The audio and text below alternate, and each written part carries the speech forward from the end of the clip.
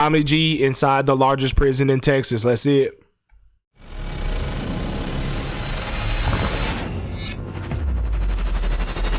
W Tommy G, man. Prison in Texas. Coffield. Coffield, man. Yeah. Yeah. Yeah. Tommy G videos are so good, bro. Hello, fellas. How you guys doing today? Yes, sir. I'm the very first person convicted for murder off of social media. Oh, wow. Is that a flex? You step up in an environment like this. Is that a flex? Into an invisible landmine field. Gotta be careful how you walk. Facts. Hey.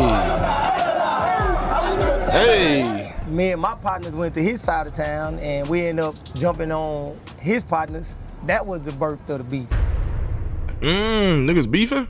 Oh, we gotta check this out. Unit. It's a name that new arrivals to the prison fear. For decades, it's carried a reputation as a brutal and unpredictable place. Located in Tennessee Colony and home to over 4,000 men, it is the largest prison in Texas. Behind the barbed wire and within cell walls, tensions can run high. There's racial conflict, gang rivalries, power struggles, and stabbings. Offenders here have taken lives, done armed robberies, and the most violent crimes you can imagine. Folks, this is a brutal How did he get it in, bro?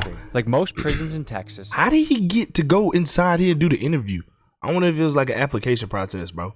You know what I'm saying? Because it looked like he real deep in there, bro. He could be sludging. I know he ain't doing it, smuggling on contraband and shit like that, bro. I don't know. Let me shut up. I'm gonna watch. It is without air conditioning, and here both inmates and staff suffer through I know it's temperatures hot. that can reach over 110 degrees. I know it's Some hot. say this Boy, is a in violation Texas. of human rights, while others say it is a ruthless reality that comes with choosing to do unspeakable crimes. But within the dark walls of this prison, light emerges, because also at work here are innovative programs that the Texas Department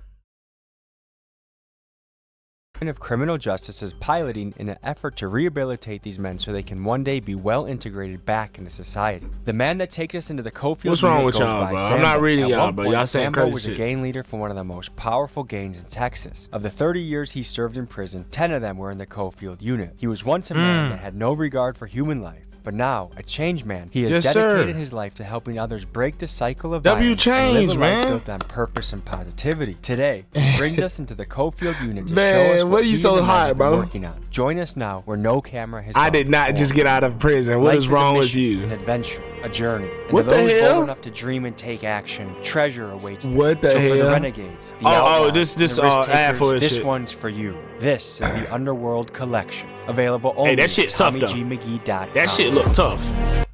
That look tough. I ain't gonna lie. I'm gonna have to cop that. Tommy G, if you see this video, man, let's get a collab going, bro. Come to South Carolina, baby. There's something wrong with you, Tom. We left Dallas early this morning. We took a lonesome highway road to Tennessee Colony, Texas. We're gonna be visiting the largest prison in Texas. The United States locks up more people than anywhere on Earth by far. If you look at the numbers, we lock up about 1% of our entire population of our country, which is a wild statistic. There are people here that haven't seen light of day as a free man for 10, 15, 20 Dang, that's plus years. crazy. And I'm eager to learn their stories, hear their experiences, and see how they deal with the concept of What you living about to say, in Tom? a cage for a good portion of their life. This, folks, will be unprecedented access to the Coffield unit in Tennessee Colony.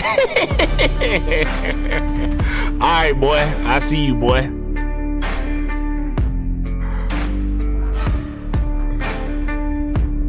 Yeah, you gotta take it to the bird. Have a good day. Oh, I think my camera might be What's up, my brother? in the way of some of the stuff. Good to meet you. Good to meet you, man. We'll just put it right here. Anywhere back here. We're just waiting on them because we gotta unload this stuff. I thought it said Peso Puma. I said, what? The rapper? Or artist?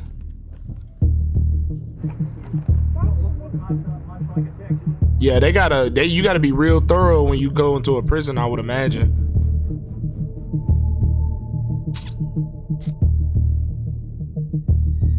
Chill. Yeah, you gotta be. They gonna search you real thorough if you go to prison, bro. They don't want you bringing no contraband. I don't even see how people do it. Well, guards, I guess. License is here. All right. And they need to sign in. What are y'all talking about, bro? I'm from San Francisco. Go to This is the bed. largest maximum security unit in Texas. 4,100 inmates on this farm. Come on, let's go. He said low-key Gotham City, not facts. How are ya? How you doing, brother? Hey, God bless you guys. Tommy G. Oh, man. You know about me. Yeah, I'm the one selling symbols, man. Man, how are you today? I'm good. How you doing? I'm good. Man, W Tommy G, bro. Okay. So this is the chapel here on Coffield. These are some of my co-workers. God bless you guys. Let them introduce themselves. Juan Ballesteros, man of peace, also a gatekeeper here. What's a gatekeeper? Gatekeeper is we talk to the guys when they first come in the unit, so we help them kind of transition into the new area, the environment that they're coming into. So yeah, we're kind of one of the first guys that they meet. Is he the prisoner? What's the unit known for? Well, back in the day, it was like rocking and rolling. Yeah. Right? So it was really going down with gangs. I can't tell who To give you prison. an idea of what we are inmates. walking into, let's give you some insights on the Okay, let me history see. of violence here at the Coffield unit. In September of 2023, an inmate at Coffield unit stabbed a guard. After he was God. restrained, the inmate was severely beaten by guards and hospitalized. Oh my 13 God. guards resigned or were fired shortly after. For Oh, a wow. prison facing staffing shortages, incidents like this put further pressure on the guards. Also in September of 2023, Billy Chamirmir, killer of 22 women, died at the hands of his cellmate. And if you read the accounts written by inmates on prisonwriters.com, you'll see countless stories of men being stabbed, strangled, and extorted. So Oh, knowing full man. well the violence that lurked within these walls, my aim was to find the humanity within these men. When I was Thanks. there, it was a very violent, volatile environment. Violence is what set the standard. So I knew that my only method progress would be to instill the Aw, most man. fear in as many people as possible. Well, I got a little life sentence, right? sentence. Been here 17 years. I was high on drugs, so drugs made me snatch a lady's purse, which gave me a life sentence. Second time down. First time was a DWI, 2-year sentence, and then they shot me with a life sentence 5 years later. I wasn't arrested, but I was rescued. Wait, how? Wait. I'm How locked did up snatching the for purse? He got life possession sentence. with the intent to deliver, and I've been locked up for about to be 16 years. Organized crime to with murder, you know what I'm saying? One of my partners we went to go meet up to fight off inside this little parking lot or whatever, and in the midst of the fight supposed to happen, people started shooting, you know what I'm saying? They charged me for being This like so a witness to the interesting, murder without bro. saying something, you know. I'm an ex-Mexican Mafia gang member. I spent almost 13 years with that family. I'm not proud to say, but I stabbed somebody 22 times. Where were your parents in the picture? Oh, My man. dad he had his own issues, and my mama was there. My mama got 7 kids. She had 7 kids by the time Oh, she was wow. 28. Wait So a I minute. came It's so family being interesting. A 28-year-old single parent with 7 kids. It sounds impossible. Yes, and then Bro, it's so interesting to figure out like where these people went to jail for. You know what I'm saying? Just to hear that backstory, bro. I fuck with this. 6 boys.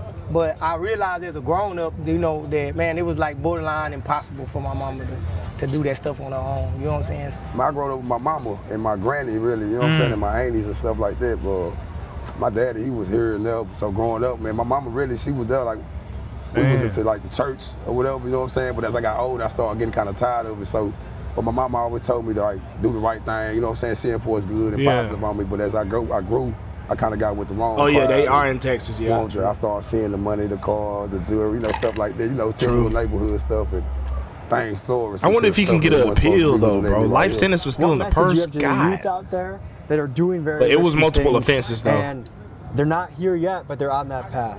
You gotta stop and think before you start doing, man, because it's gonna lead you in a bad situation, man. And prison, like, this is not what's up, you know what I'm saying? And, Facts. and if I could have thought back before what I did as a youngster, I would have did something differently, you know what I'm saying? So Facts. the same hood or the same people you doing it for, when you get here, They ain't gonna show up. What Facts. happened in your childhood and your upbringing that led to you becoming a killer? So there's some things, man, that I've talked to very few people about. I was molested as a child, and because of it, man, it made me be a very, very angry individual.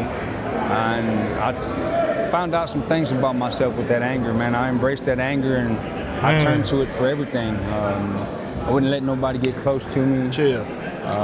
Just pushed everybody away. That anger was just always there and was quick to turn from anger to rage.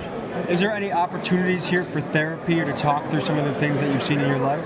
Well, I've talked to people who I know that are on the same page as I am, man, changing and growing up in life. I've talked to them about these things. Some of them are shocked. I love seeing the people, things that, you know what I mean? That I talked to them about Change what's for happened, the better, and, bro. I fuck with that. Where it led me.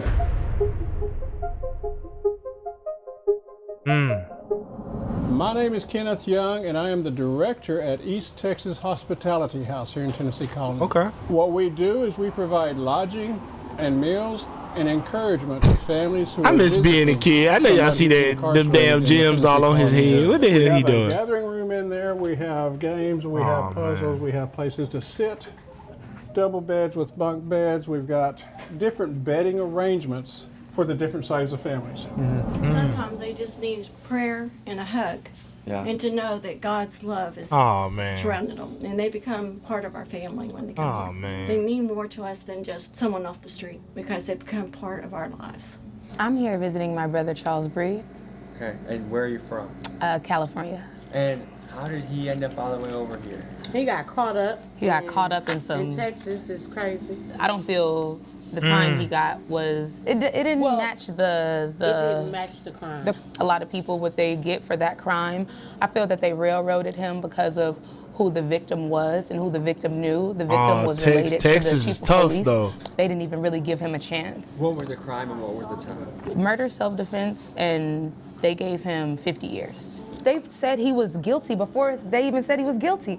They said he was guilty 3 days before they even put the real motion, like, okay, you're guilty. Like, no, we are sacrificing, but it's a sacrifice that I don't mind. It's because they railroaded my son. And, Texas you know, like, crazy. the crime was committed. Yes. But he was fighting for his life at the same time. Oh, like, wow. Tell him that we love him, we praying for him. Charlie, you know I got you, baby. Tell him keep his head They up. said and, self-defense. Just inspire others in there.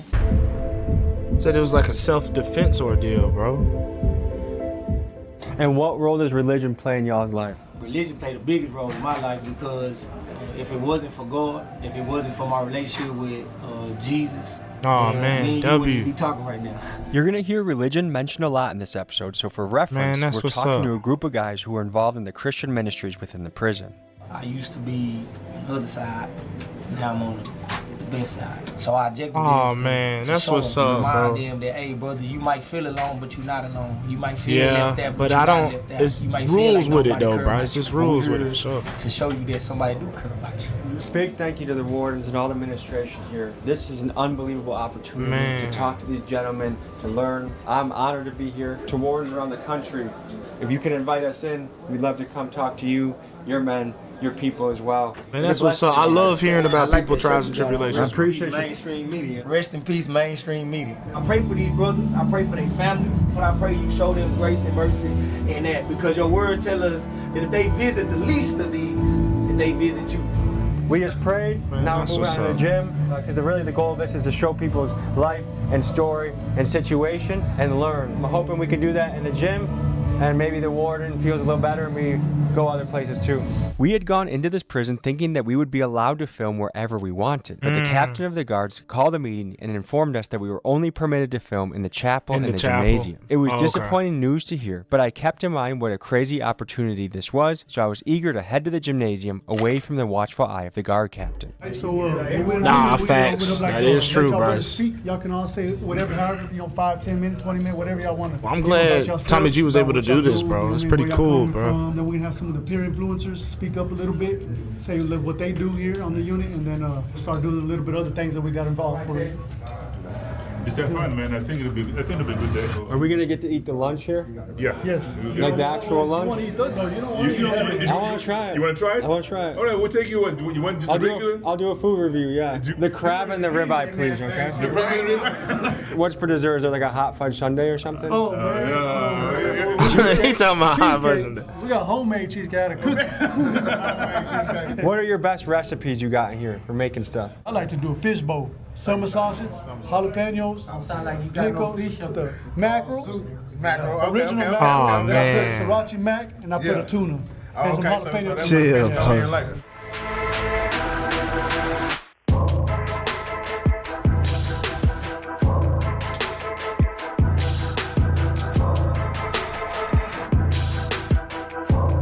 Yo, Tommy G got some W videos. This is like a little thing for Glow that we do every Friday. And we're going to do a little Fat, bit on of God, bro. We're going to do a little bit of rap. I made the personal choice to become a better individual, to become a better man. And I fell into the street life. You know, I succumbed to the elements of the street. If I was gonna be a gangster, I was gonna be the hardest gangster there ever was. I was involved at the highest level of criminality for a homicide I did not do. I took the blame because I didn't, you know, snitch on nobody. You know, I finally realized that I needed to use my influence in a positive and productive way. I renounced my membership in the gang and just started doing positive things on my cell block. And I'm out here in the free world W doing growth, the same bro. thing that I was doing in there, but out here modeling it. W growth, bro. W I had no idea testimonies, bro. until about 10 minutes before that I was going to be going up to give a speech in front of the inmates. Not only was I nervous, but I wanted to say something that actually mattered to these guys. Here's what I came up with. Hello, fellas. How you guys doing today? So, my name is Tommy G. I'm a documentary filmmaker, and I'm here today to talk to you guys, get your stories, hear about your life. Damn, he got tattoos on his scalp. But I want to tell you 2 stories that might give you hope right now. There was a time in my life about 4 years ago, I hated my job, I hated where I was in life, I wasn't happy. What I did is I wrote a list, ideas that can change my life, and I just one by one started executing on them. One of them was a documentary film on a group in my hometown, Milwaukee, called the Kia Boys. I documented their life, what they do. The Kia Boys are a bunch of teenagers that will take your Kia if they can find it. And I knew this was my path to be a documentary filmmaker. So I just want you to have the hope that there's one little thing that can pivot and change your life and shift you into the path that you want to go. Another thing I want to say, one of my best friends on earth, when he was in his 20s, he robbed 6, 7, 8 banks in California. He served 10 years in California. He's been out for 20 years. He's a family man. He's a multi-millionaire. Nice. And he's someone that I love a lot. Brothers, I'm excited to talk to you. I'm excited to interview you. Come up and say hi to me. 6, 7. And thank you for having me today. Damn, boy. He only did 10 years? God, dog. That's something I never expected to do, but I'm glad I did. Man, that's what's up, bro. Shout out to him. When life serves you on a path, sometimes you just gotta run and take it, even if it feels a little scary. If there's something you need to pull the trigger on in your life, what are you waiting for? Whatever y'all doing, and whatever y'all dreaming about doing, or whatever goals y'all making, bro, just don't give up, bro. I love y'all. How many of us wanted to be famous when we were kids? Raise your hand. That's everybody, Never bro. my wildest dreams that I think I would become famous for something I would regret later in life. I'm the very first person convicted for murder off of social media. If you look up Tienda versus State, I'm the very first one convicted through the United States. I'm posting pictures of myself, but because I have gang-related tattoos, they were saying that I was staying in contact or recruiting gang members. And then somebody started talking to me negatively on social media, so I started talking negative back, and that led into incriminating myself. It wasn't until a man came up to my cell one day and asked to pray for me. And you know what I did?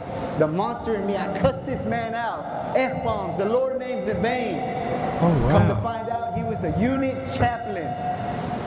And as he's praying for me, I stop a mid-sentence to stop, because he said that I would go back to population. I told him, I'm in SEG, how am I gonna go back to population? My God could do the impossible. Do you actually believe in your life God could do the impossible? Yeah. Oh, man. Not only did God restore my family, my mom came to see me. And it wasn't until she came to Coffield and I finally got to hug my mother after 5 years. In a soft voice, she tells me like an angel, I'm so proud of you. God bless, and if it wasn't for God, I wouldn't be taking the steps today. Thank you, gentlemen. Man, dang, W testimonies, bro. This shit real, bro. You feel it, bro. You feel it, bro, when that shit real for real. God. I love, bro. Hey, on some real what shit. normally happens. On some real shit, bro. I love learning about people. Like, you know what I'm saying? Learning what they've been through. how they got to where they you know what I'm saying? I really love this, bro. That's what's up, bro. Gosh, bro, W video. Monday through Friday here.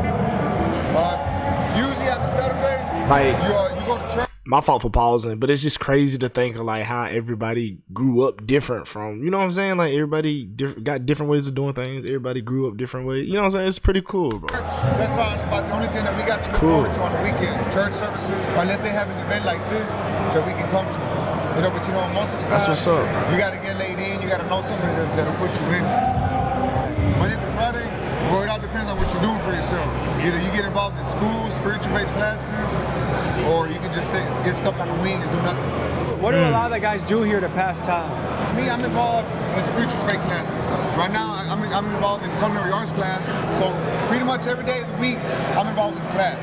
So 2 questions that a lot of people in society are asking right now. Number 1 is, does prison rehabilitate people? And number 2 is it the job of prison to rehabilitate people?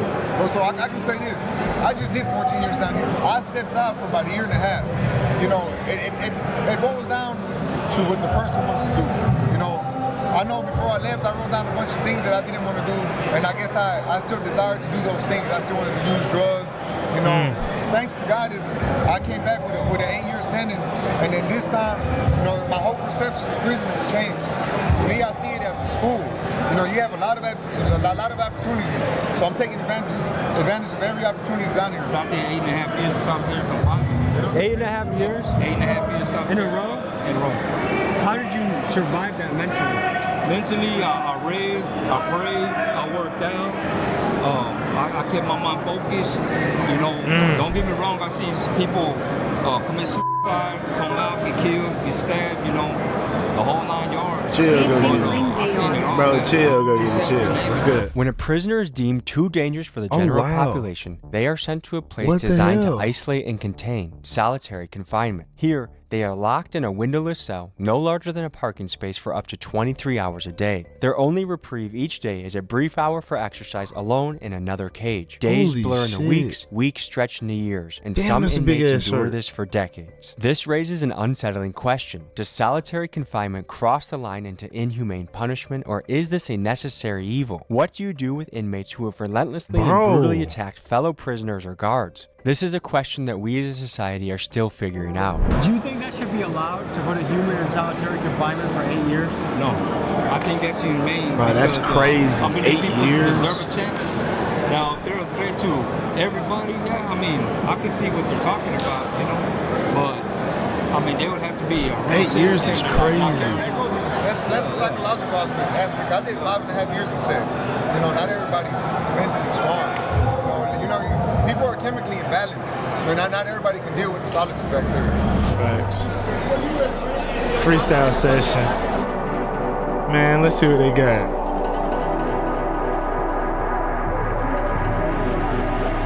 Oh, I know they going crazy.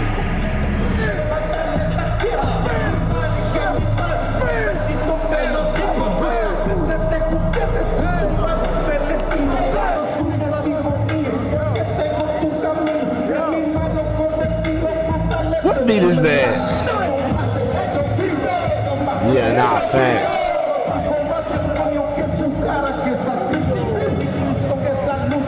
We need a translator for this shit. I know this shit going in though. Have you eaten yet today? No, not yet. Normally breakfast What he asking, man? Go? Oh, yeah, it's too early for me. Breakfast is approximately about, let's say, 3, 4 o'clock in the morning. Breakfast is at 3 or 4 in the morning? And it's not very filling. Well, just due to the schedule, because it's such a large unit, I would believe on other units, they probably serve at different times. But on Coffield, it used to be at 2 o'clock, believe it or not. What? So, in the morning. So and then you go back to sleep. And then you got to go back to sleep. And a lot of people have to get up and go to school and things of that nature there.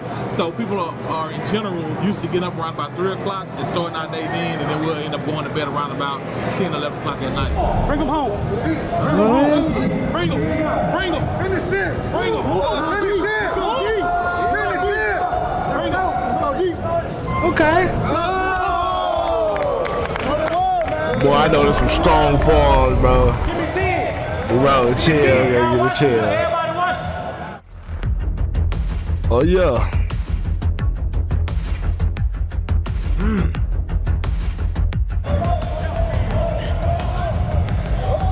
the push-ups in, boy.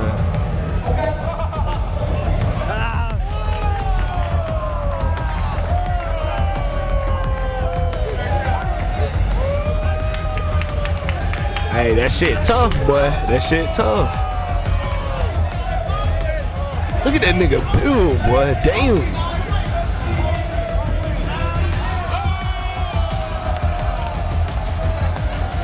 God dang, these niggas ripped. How many push-ups you do today? Man, probably like 250, 300. That's just an exercise. But them right there, that's something different. What's the most you've done in a day? Oh, probably like 1,000. Oh, 100 sit-ups. 1,000 push-ups, bro. We just What? want to say, man, we both from the Arlington, Texas, man. So shout out to Agtown, Texas, man. You know what's crazy? Let me show you how good God is, man. We used to be enemies in the world. Man. Right? We literally used to beef with each other. Like, for real. Try to kill each other out there. But now look at God. You know what I'm saying? Now we doing ministry together. Oh man, that's what's up. Tell me about that. Well, you know, so we both got two different reasons why the beef started, which is funny. So the beef started from my perspective is because one of my partners who is dead now, rest in peace, Shot Merck, right? He got jumped on his side of town. So then me and my partners went to his side of town and we ended up jumping on his partners. And then to him, that was the birth of the beef. When they jumped my people, they thought we jumped his people. I'm like, man, nah. Oh, so really wow. We clashed and started really killing each other for nothing, man. How many people do you think died in this beef? I know I had like 3 on my side. Nobody from my side died, but I lost more homeboys to the system than I have to death. And how far did each squad live away from each other? Man, we went 10 minutes apart. Yeah, we about 10 minutes. What does it feel like now to have peace? Wow, that's crazy. I mean, it's good. I mean, yeah, I ain't gonna lie, it make me think about all the life lost and years wasted. Yeah. Only to conclude that we all right. Yeah. Nah, for real. That's what it is. The only reason we're in here today Man, that's crazy. It's crazy how God works. Well, I did 30 years in prison for murder I didn't do. But 30 God put it in my years, heart nigga? to come back to prison after doing 30 flat years. Stop, bro. And to give a message of hope. Why to did the you sit in brothers that on bed? lock. Chill. Because it was the programs that TDCJ offered me that strengthened my character and gave me the tools that I needed to become Y'all an asset evil, out boy. there in the community. Y'all are and evil. no longer a liability. Tell me about the innovative programs TDCJ is offering.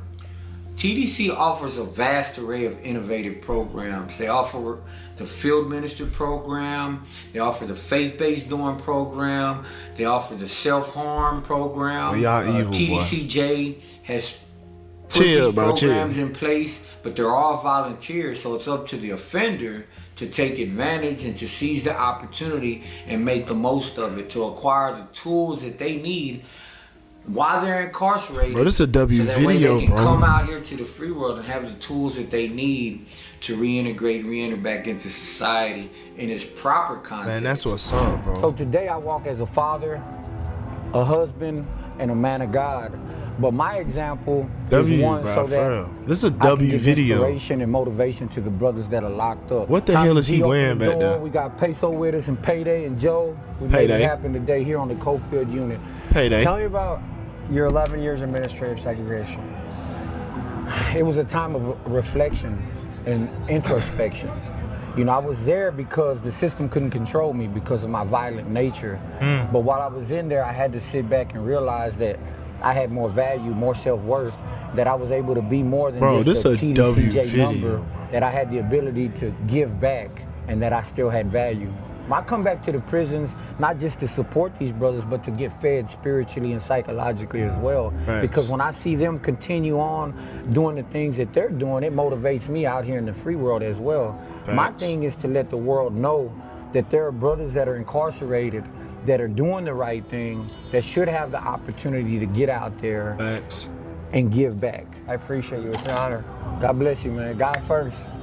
One big question we have to tackle is when is the right time to release someone back into society? How can we evaluate when someone has truly changed and is no longer a threat to safety? The U.S. Department of Justice ran a 24-state study and concluded that 82% of inmates were arrested at least once more within 10 years of release. Oh, why wow. is this? Environment, job opportunities, socioeconomics. I mean, we are talking about millions of men that are oftentimes locked up during what is supposed to be the most productive and fruitful years of their life. And it's a shame, but I have one idea that might help. Most of these guys are released from prison without a dollar to their name, so many return to the same ways to make money that got them locked up in the first place. What if instead of these guys working for free, like they do in Texas, or 9 cents an hour like they do in Illinois, what if we paid them a little bit more, so that when a man who has served and worked for 10 years gets out, he has a nest egg in which he can rent an apartment, pay for transportation, and buy the necessities he needs to exist in the free world. Maybe I'm just a pot-smoking hippie for saying this, but if the goal is to truly rehabilitate these men and make society better, then let's put our money where our mouth is. But see, my only thing with that is, like, some people would be like, oh, well, all I gotta do is go back to jail. And you know what I'm saying? I don't know. Dang, man. How many people are in each cell? 2-man cells, man. These cells are so small. It's like a 6x9. You hear them? About 54. You can't even fit 2 dogs. Yeah, you can't. It's a cage. So, what else do you have to think about living in a cell with another person? Everything you do. You have to think about everything. You have to think about how loud you get up. If you're on top bunk, you can't step on the bottom bunk. You might wake him up. You have to think about everything. You can't drop things. You know what I'm saying? You get everything if you're respectful. You know what I'm saying? What do you wish would change about the justice system? I wish that they would really take an individual and look at the history that he has in his histories, prison, family background, history. I mean, family It's history, social, economic stuff, bro. Kids, Man. and they're still in prison with too high sentences, and they've changed their lives. They done went to college. They done all type of things that get ignored, unfortunately. By show of hands, who would say they grew up in poverty? Man, that's crazy. Show of hands, how many of you had your father in your life growing up as a kid? How many of you didn't? Do you feel like that was a big reason why you chose the path you did, was a lack of a father? Of course. My father was there. It was more so the attention. You know, I mean, I lived in the household with my dad, but he didn't show me that fatherly attention that I expected from my father. That's why I lacked that. How many of you think in some way prison was actually a blessing for your life? Man, dang. I'm here trying to pay the law. Rehabilitation. Somebody called the doctor, because I'm sick of this. In my heart, it was blacker than some licorice. And just like cinnamon, it was hard to swallow. Yeah, my old lifestyle, it was hard to follow. But Christ came. My life changed. Yeah. He renewed my mind, new mind frame. Yeah. Filled with the spirit. That's how I maintain. Yeah. Now I do everything in Jesus' name. Yeah. But it took me to getting locked up to find freedom. Yeah. Met Christ and I realized I really need him. Yeah. Because like the children of Israel, I was lost people. Now I'm playing the role of Moses because I'm trying to lead them. Yeah. Hey, that was tough. We got into prison today. I think we learned a lot. A lot of guys that are changing their life around and have tough stories to hear. And I think this is important because we as a country have to talk about incarceration, injustice, because it's important for the victim and their family to be taken care of, but also the perpetrator to be assigned a proper time. Thanks for joining me on this episode. We'll see you guys next week. Bro, W video, bro. On some real shit, bro. That was a good video, bro. It honestly makes you stop, look around what you got, and be more appreciative. Man, we are truly blessed, bro. And yeah, that was a W video, bro. Man, gosh, bro, you never really, you know what I'm saying? Like, you know, people make all kinds of jokes, but you never really know what people going through. You know what I'm saying, bro? That was a W video, bro. W. Yeah. First of all, why have I not subscribed? Let me go ahead and subscribe. What the world? Yeah.